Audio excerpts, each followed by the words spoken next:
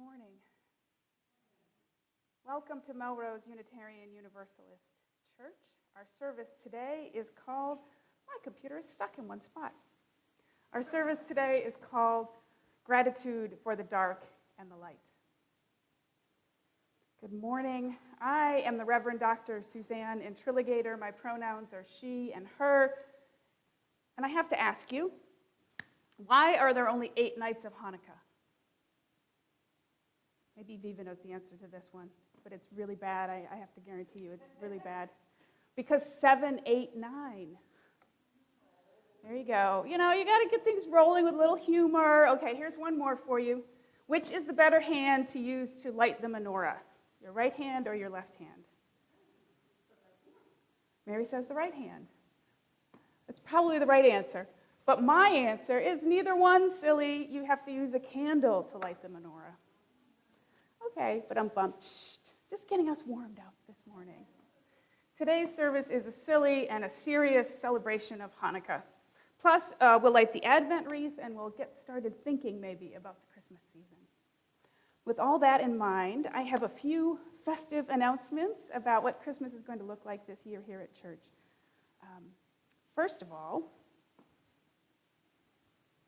right after the service today, we're going to try an experiment called drop-in choir. Anyone who wants to can join us for a traditional carol outside on the lawn, on the side lawn. We're going to practice it once through, and if it's good, we might even videotape it and maybe tinker with it a little and add it to the videos that we show on Christmas Eve. We're trying to expand the choir by hook or by crook, so let's give it a try. We're going to try it every Sunday for the next 3 Sundays and see what happens. And we even have a little silly costume piece for everybody to wear today. So anyway, if you want to do that, please join in on the side lawn after the service today. Second, we've got the Giving Tree Gift Drive coming up. It's starting on Tuesday. Check our website for holiday gifts you can give to deserving families who are served by our UU Urban Ministry.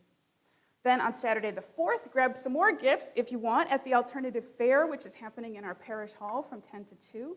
And then next Sunday, December 5th, we've got another episode of Opening Doors coming at you. Then the following Sunday, December 12th, we're putting together a little Christmas party here at church to raise our spirits. Right after the service, we'll stage another little meal or snack out on the front lawn, maybe sandwiches, we'll see. And then we'll have more caroling on the side lawn, and some folks will come back in here to help decorate the sanctuary, and we'll have the Christmas tree in here this year because we're not using parish hall that much. So we're going to be decorating on December 12th, caroling, and we'll even have the nativity costumes out then. So anybody who wants to be a shepherd or an angel and pose for some photos we'll use in Christmas Eve services was very welcome to be there. It should be fun for the whole family is the idea. So that's December 12th. And speaking of Christmas Eve, I just wanted to mention that we are going to be doing sign-ups for those seats. We're not doing it for Sunday service, just for Christmas Eve, because we want to make sure that all of our people have a chance to get a seat, all the people who want to come in person. We're going to have 2 services, 5 p.m. and 7 p.m., both hybrid, so Zoom will be available as usual. But for those who want to come in person, please sign up. There's a link in the midweek update. It's also on the homepage of the website. And if there's not enough space with 2 services, I'll add another. And we might even have overflow space for unreserved guests in Parish Hall if we need it. So helping us kick off the winter holiday season today in the worship service are our 2 volunteers, Cheryl Ringen, who's our in-person usher. Thank you, Cheryl. And Karen Gabler, who's our chat host on Zoom this morning. Thank you for your help today. Now, let's get started with worship. It's time for our weekly greeting of one another. Those here in person can wave and shoot hugs and say hello. And folks on Zoom switch to gallery view and scroll through the pages. And maybe if we can get that up on the screen. Oh, it is up on the screen. Look, I have to step out to see everybody. Hi, everybody. Good morning. Well, they look awake, don't they? Good morning, everyone. Thanks for coming. Wow. Okay. Now it's time to call to worship. Ooh, today is a special day. Is the heat too much in here, or is it just me? You guys think the heat is too much? Up or down? It's all good? Okay. Today is a special day, as I said. It's the first day of Hanukkah, which we will talk about in a moment, and a lot. And it's also the first Sunday of Advent. Now, as you likely know, Unitarian Universalism evolved from 2 Christian denominations. And so, while today many of us would not adhere strictly to church doctrine, it's still fitting for us to celebrate these holidays as part of our heritage. In the Christian tradition, Advent is the beginning of the church year. It proclaims the transforming power of God in the world and looks forward to the birth of Jesus. Each week until Christmas, we will light a new candle on our Advent wreath, which is a circle of evergreens. It symbolizes the eternal. And we will light each of the preceding ones as well. The flame of each new candle reminds us that something is happening now, but something more is still to come. The light of Advent grows brighter and brighter, guiding us toward personal peace, shared joy, and more love in our lives. This morning we light the first candle, which is a symbol of hope and expectation. May we dare to open the shadowy places in our lives to the healing light of community. With the creative power of hope, we express our longing for peace and prepare our hearts to be transformed. I light the first candle.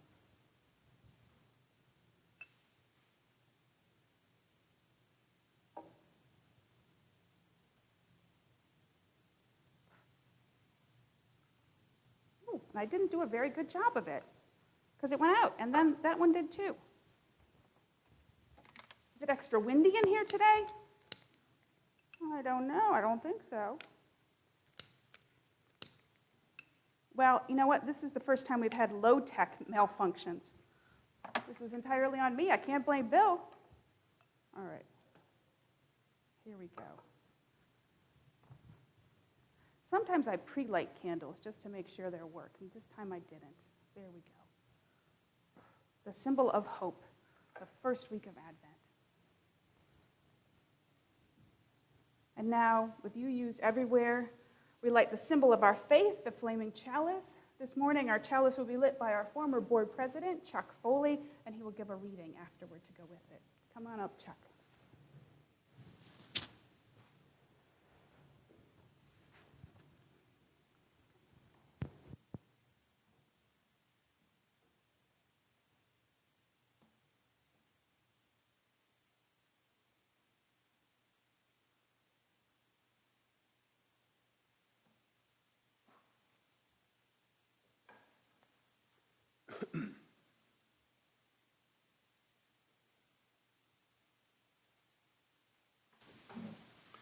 Good morning. Our chalice lighting reading this morning comes from the Reverend Don Fortune. We light this chalice as a symbol of our free faith. We light this chalice to remember the miracle of the oil that burned for 8 days. We light this chalice to mark the nights of winter. We light this chalice as we wait for the sun to return.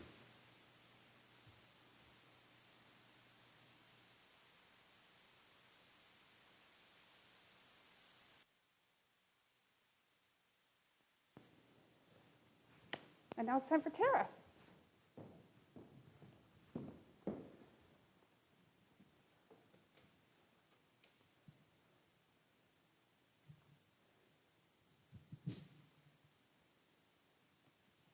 Our opening hymn this morning is a rousing celebration of Hanukkah from the Klezmatics.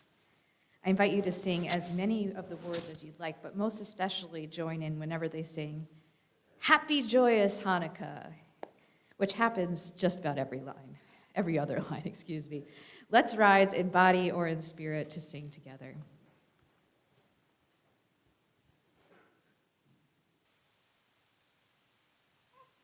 Thank you. If you would remain standing and join me together in the words of our covenant. Love is the doctrine of this church. The quest for truth is its sacrament, and service is its prayer.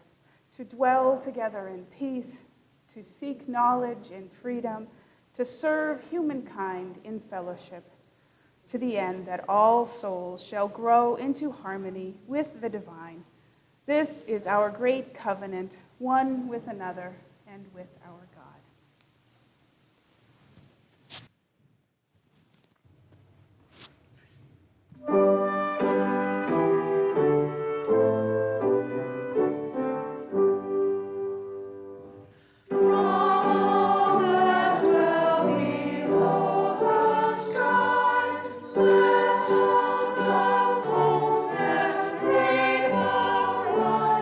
Let peace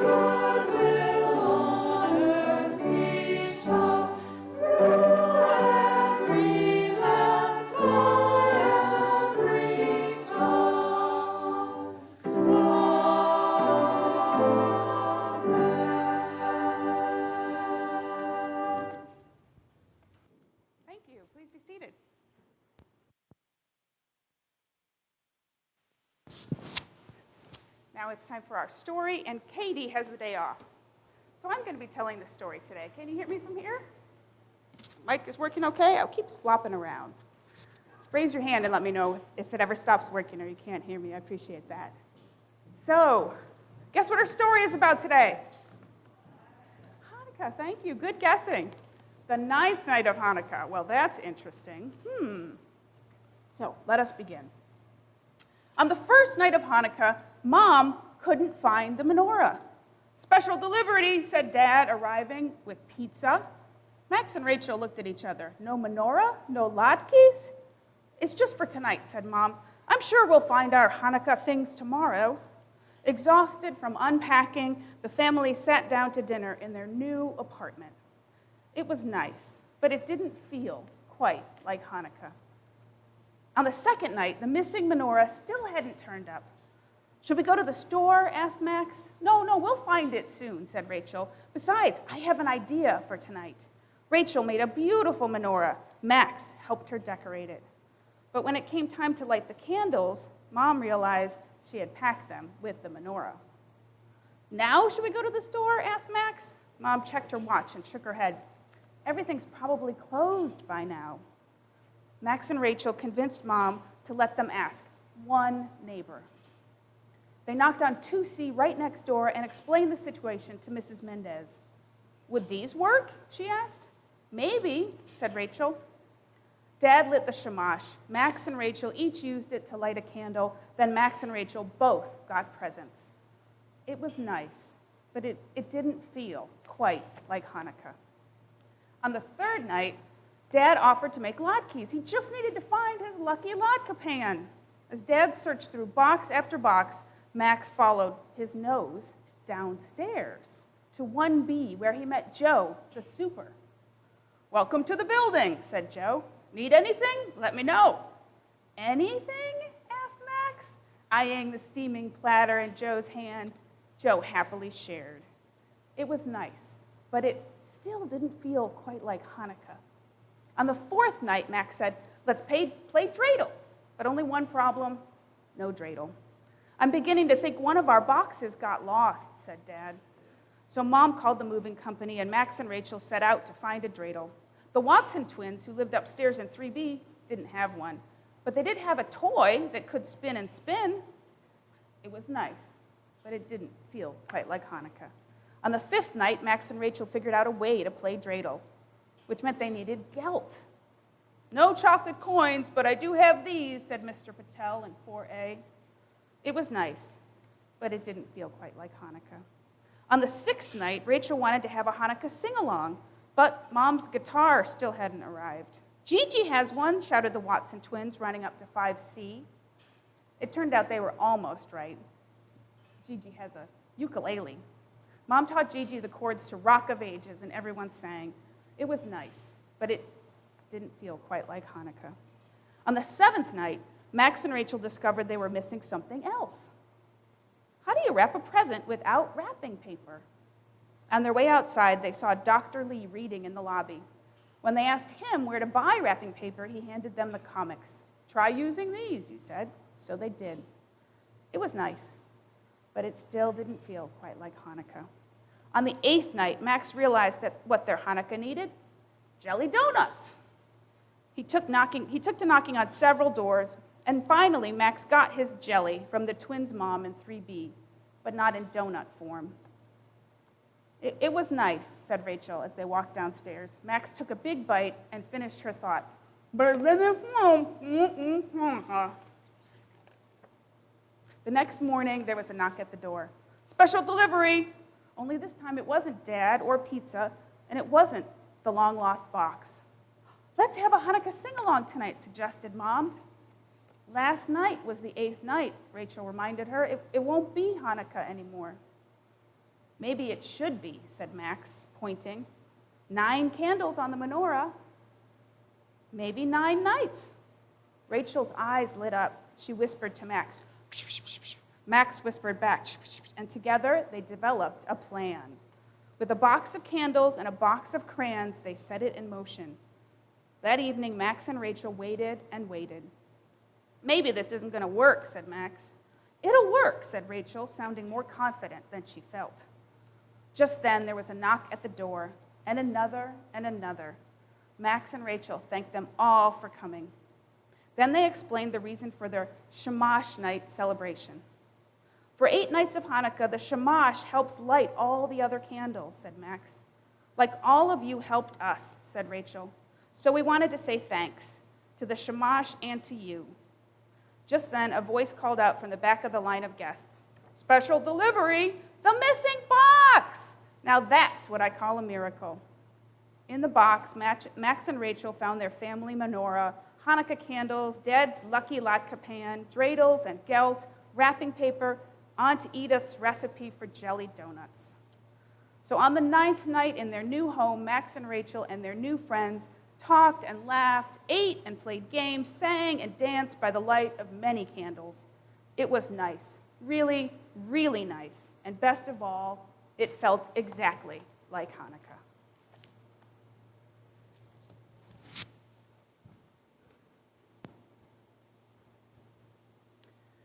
Now, each week we take time out for prayer and meditation.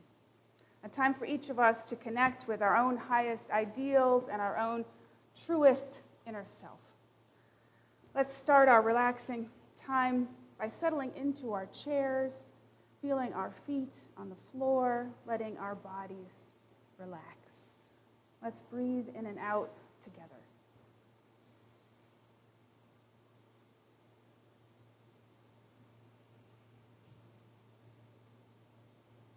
In this meditation time, first we'll join together in our centering song, then we'll sit for a few minutes of shared silence, then we'll speak to one another of our joys and sorrows, and I will lead a prayer. If you're in the room and you didn't get a chance, the joys and sorrows papers are in the back now. You can go and write one down. Our worship theme for November is Holding History, so it makes sense to think about our ancestors. Our centering song for this month is We Are. Our choir recorded this with images of their own ancestors. Feel free to sing along, and after the song, 2 minutes of silence.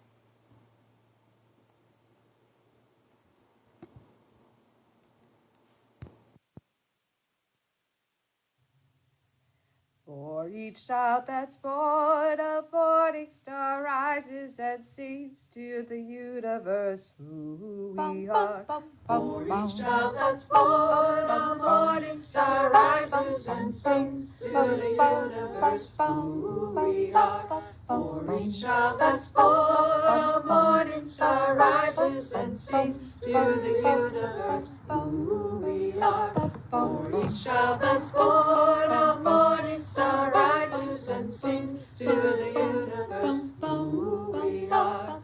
We are our grandmother's prayers, and we are our grandfather's dreamings. We are the breath of our ancestors. We are the Spirit of God. We are our grandmother's prayers, and we are our grandfather's dreamings. We are the breath of our ancestors. We are the Spirit of God.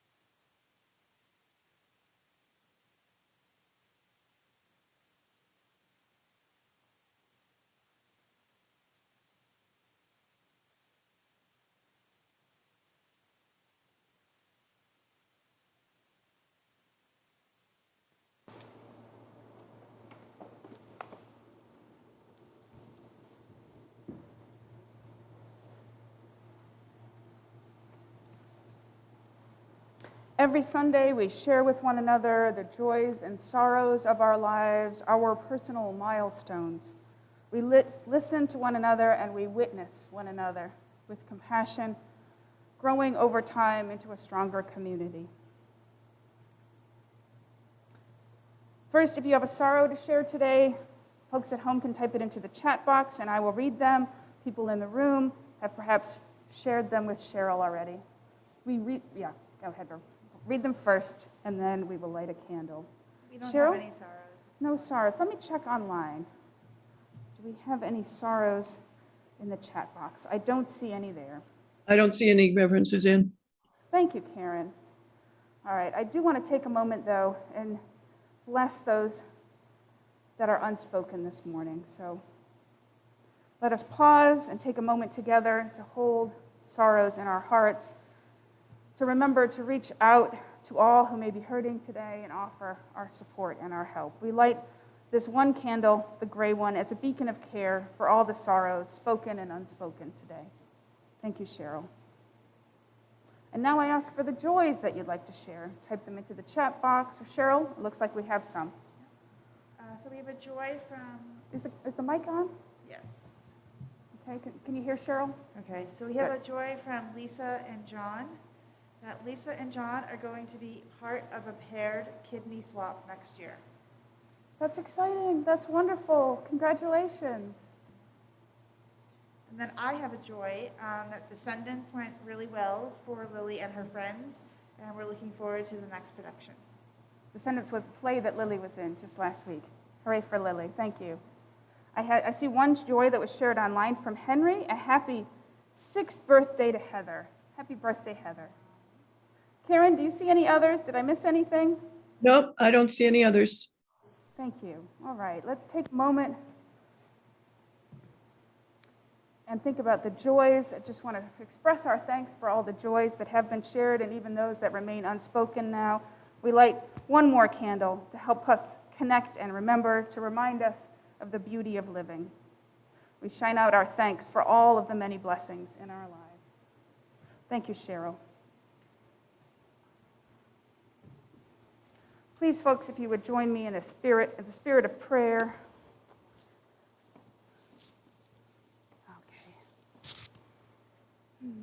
I have a special Hanukkah prayer written by the Reverend Kendall Gibbons. I'm going to have some water first.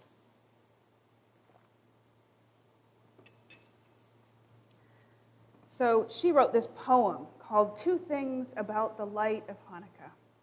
And I liked it so much, I think of it as a prayer. So I'm using it as a prayer this morning. 2 things about the light of Hanukkah. First, put away the sewing. Set down the clock that is losing time and needs to be adjusted, the bank statements to be reconciled, the penmanship and spelling exercises to complete, the dried beans to sort by size. Look at the light. It is not to be spent in diligence, dutifully illuminating tasks, but seen from the eye to the mind, to the memory, to the heart, to the soul. From beauty to gratitude to faith. Praise the light and the source of that light. Be inspired. Do not use the light. Do not lose the holiness of this moment in the press of ought to be done. It is forbidden to work by the light of Hanukkah candles. Would you burn your lover's last letter for kindling? Watch the glow like jewels against the velvet of night sky. Waste this light in awe.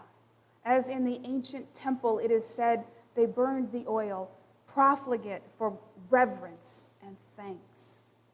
Blessed is the shaping of our lives by commandment and memory. Blessed is the light. Second, put the lamp in a window, in a doorway, on the balcony, in the front yard, on the village green, in Times Square. Release its beauty to the public view. Do not hoard the light. It is not yours to gloat over in private. Wherever, whenever it is safe, announce the miracle. Invite the neighborhood to remember with you. Perhaps next door they only half recall the story for some dim childhood ritual. Perhaps your 4 flames, then 5, then 6, might wake their dedication anew. Or in a city of 1,000 names for God or none at all, those faithful candles might remind the hurried and the fallen, the defeated of heart, that beauty is yet possible, that the intention of higher purpose endures, even to rouse the captive mind to curiosity.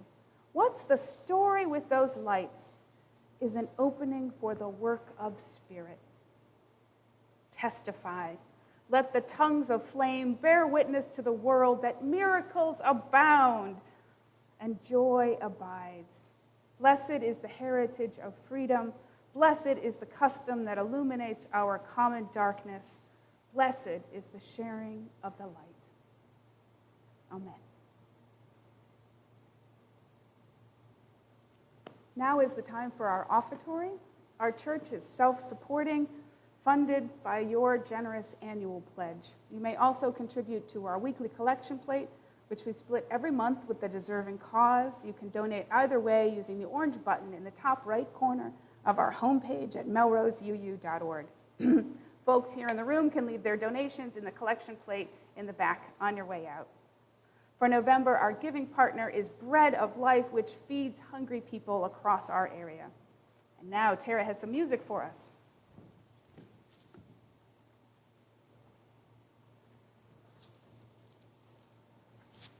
Our offertory music today is sung by a quartet made up of members and friends of this church: Beth Harris, John Pustel, Randall Gromitstein, and Marcia Lawson. In honor and recognition of the changing of the seasons from harvest to winter holidays, they learned and created a video of Turn, Turn, Turn, written by Pete Seeger and made internationally popular by the Byrds in 1965. Its lyrics are based on words from Ecclesiastes. To everything there is a season and a time to every purpose under heaven. Thank you, quartet. And Bill, please share our offertory video.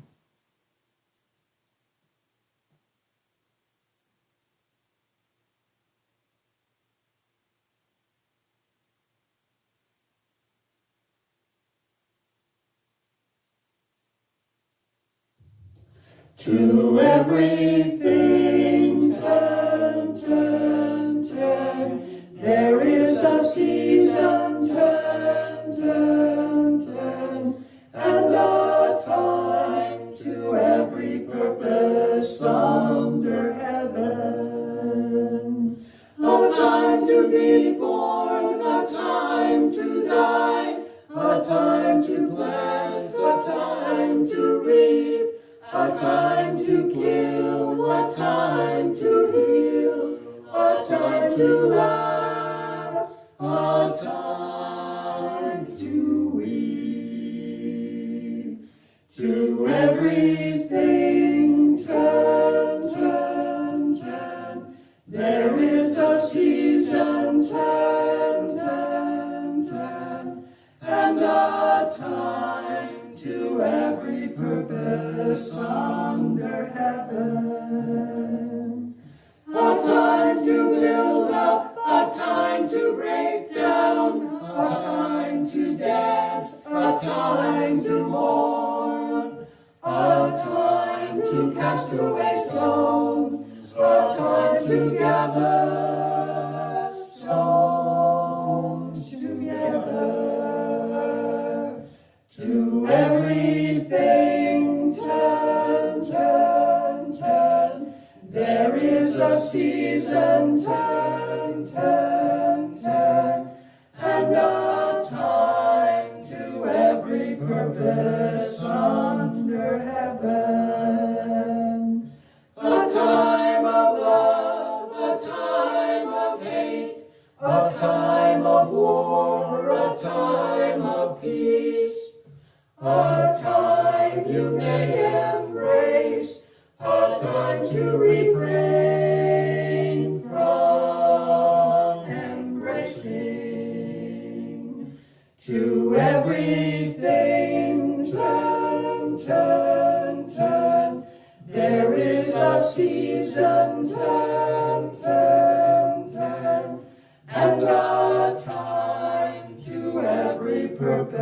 purpose under heaven. A time to gain, a time to lose, a time to rend, a time to sow, a time of love, a time of hate, a time of peace. I swear it's not too late. To everything turn, turn, turn. There is a season, turn, turn, turn, and a time to every purpose under heaven.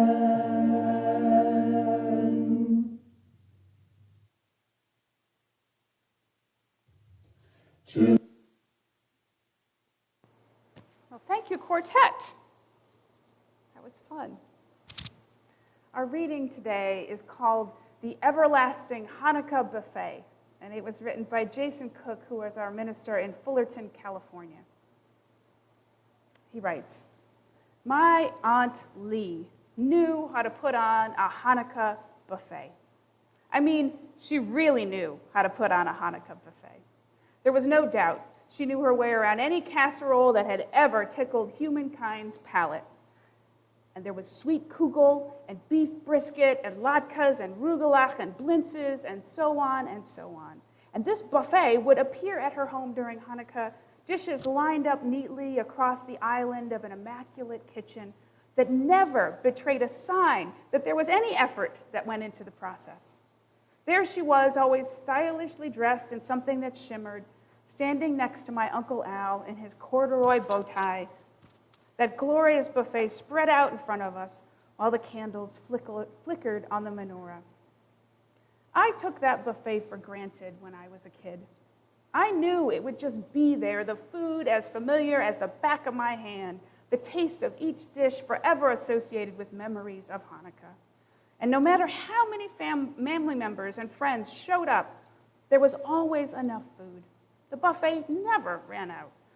There was enough for seconds and thirds, and by the time we were stuffed, the buffet then somehow disappeared as easily as it had come, fading away into the background. I look back now and I think how this bit of magic that Aunt Lee conjured each and every year was very much in keeping with the Hanukkah story of the lamp and its replenishing oil, that when we think we don't have enough, we still do.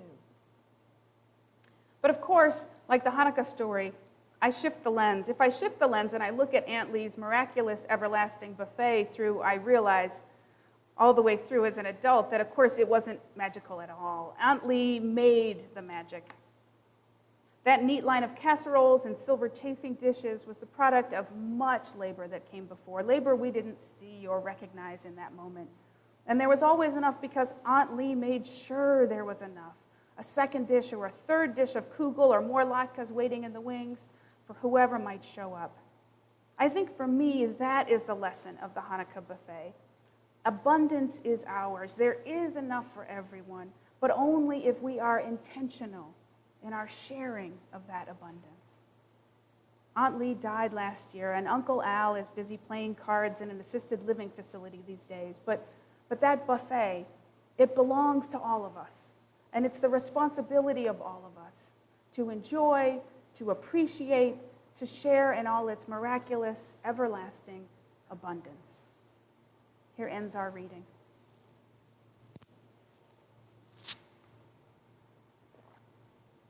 I seem very thirsty today. Good thing I've got another glass here. Do you remember how early on in the pandemic, people were getting pets like crazy? The shelters were empty for the first time. Well, you may not know this, but I fell victim to that trend too. My daughter Lily, I think it was about 18 months ago, she told us that one of her best friends was fostering a whole litter of kittens, and there was just one unclaimed, and he was so cute, and could we please, please, please have him? He was mostly white, with splotches of gray tabby. And then on one of his white forelegs, the perfect half shape of a chocolate chip cookie. Lily loved him, and she wanted to call him Wilbur. What I didn't say is that we already did have a cat and a dog. So this was our third pet. It was a little must. And first, Wilbur was really skittish. He was very fast and hid everywhere. And these days, he's a little slower, but he's still shy. And he acts very much like the teenager that he is. He's up all night, and he never does what you think he should do. But that led to another acquisition in my house, the cat tree. You might have one of these. I thought that Wilbur would use it because he was climbing everywhere, and I thought he would use this thing and at least get some of his climbing needs out.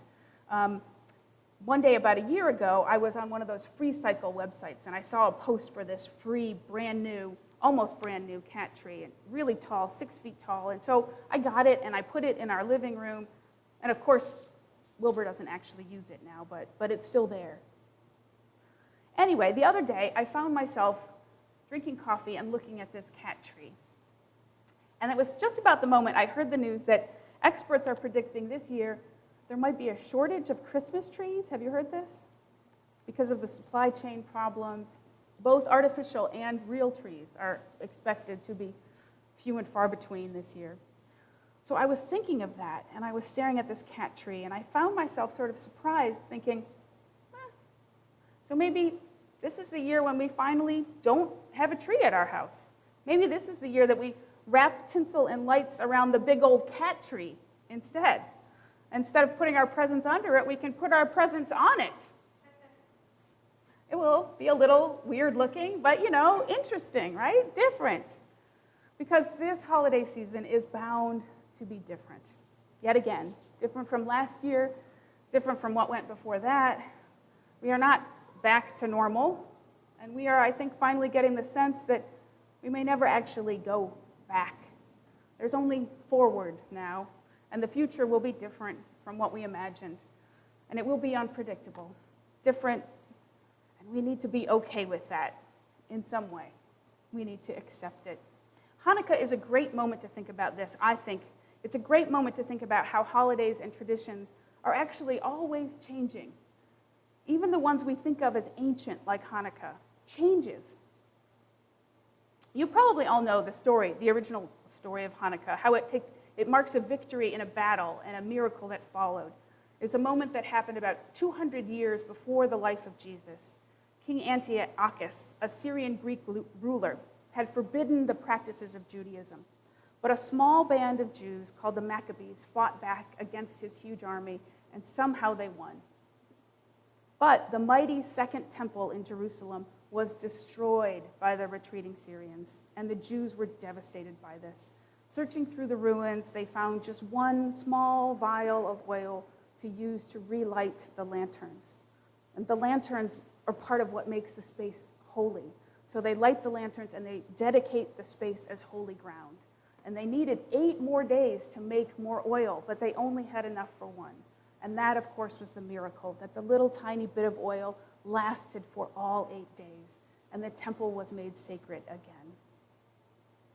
These days, it's really hard for us to imagine how those Jews felt.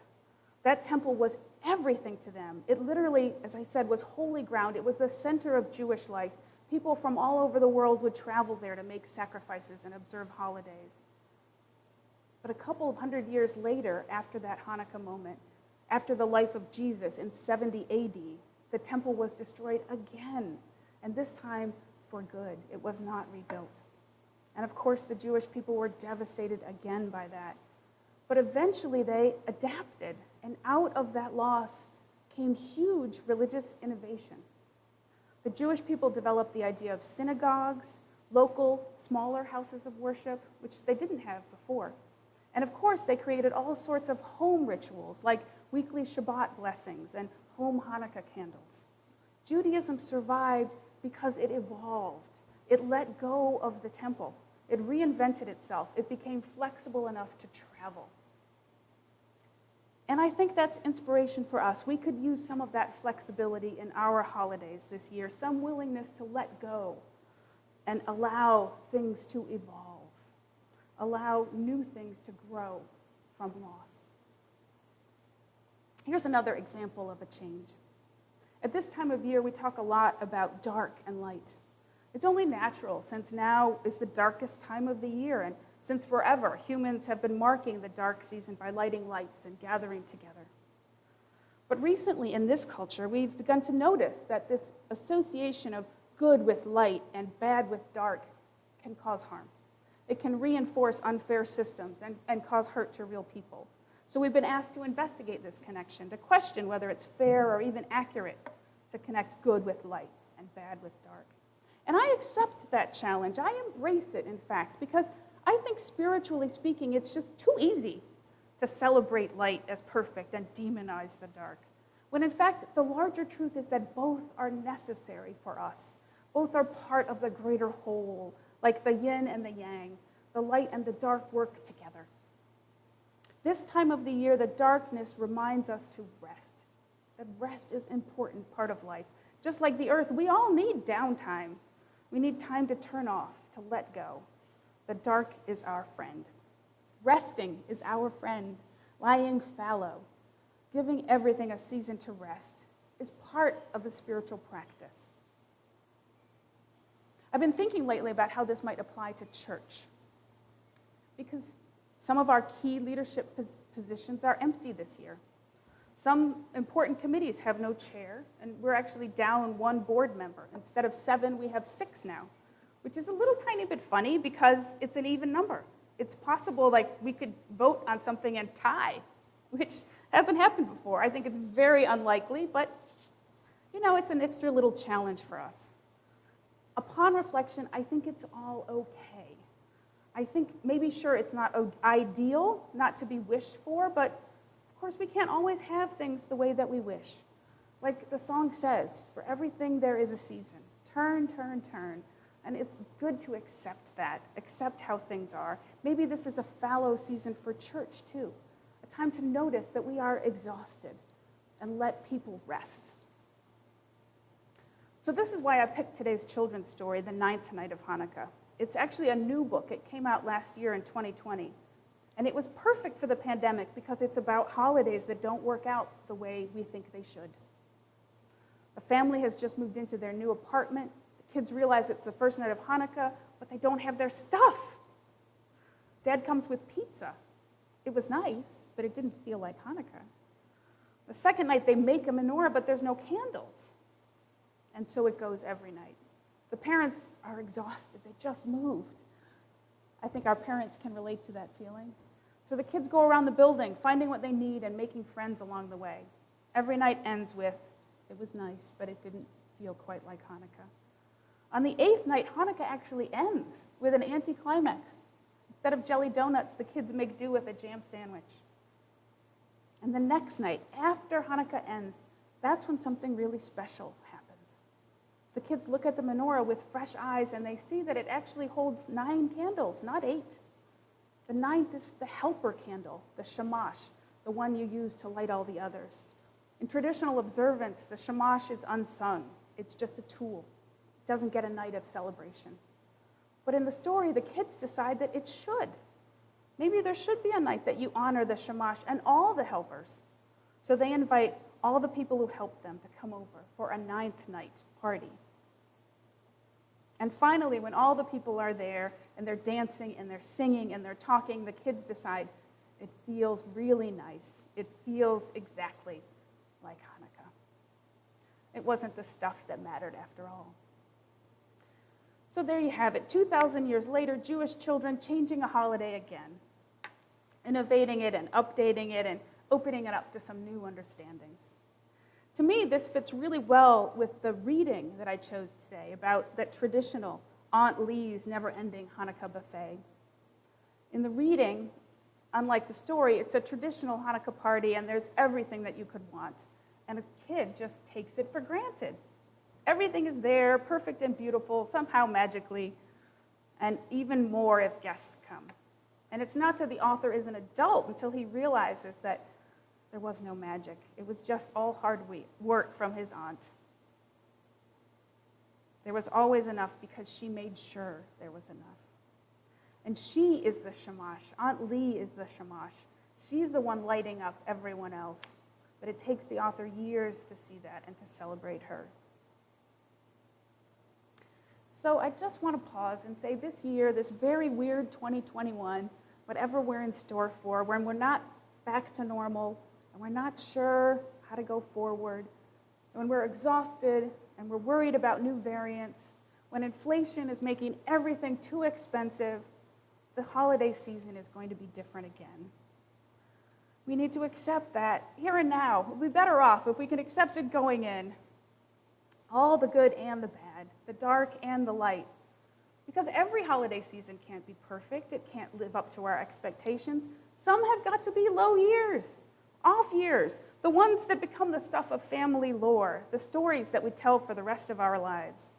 Remember that year we lost our Hanukkah box in the move? Remember when we had pizza instead of latkes? Remember that year when there was crazy inflation and heating oil was so expensive that we had to wear 2 sweaters and our bathrobes on top of our clothes? That's what it's feeling like this year already. Remember that year we had no Christmas tree and we put the lights on the cat climber? Remember that? These are the stories that our kids will tell their kids. These are the stories that will teach them resilience and flexibility and dedication. And these are the real gifts that we give them. Gifts that will be handed down to generations and generations and generations. This Hanukkah, this holiday season, let us begin the time by accepting things just as they are, imperfect and off-kilter. Let's allow it because we have to. Maybe we get fewer presents this year, maybe only 1 each, maybe none at all. Maybe we let go of all that baking or tone down the dinner or take a pass on the trip out of state. Maybe this year we finally let go of perfectionism. Because what is perfectionism really but the illusion of control? And we just don't have it. So we might as well let it go. And then maybe we can rest. And we can make friends with the darkness, enter into the quiet. Let the peace of this time wrap itself around us, and let's rest. Let's get all the sleep that we need. Because once you do that, of course, here's the irony. When you finally accept things as they are, good and bad, dark and light, blessings and challenges, when you find a way to love and honor all of it, that's when there finally is space in our lives for the Spirit to move, spaces for miracles to happen. That's when the candles out of nowhere light themselves and we're all stunned by their shine, by the glow of what's possible. That's when we feel ourselves once again with the flame alive inside of us. And we can't help but rededicate the temple of our hearts. That's when we open to joy and laughter and dancing, to living beings all around us, and the spirit of life comes to us, and we say right out loud, yes, this feels exactly like Hanukkah. Amen. Happy Hanukkah. And let us close today with that classic Hanukkah song, which is loved by UUs everywhere. It's in our hymnal. It's number 221 in the gray hymnal, and we have a video of it here. Peter, Paul, and Mary light one candle. Please join in singing.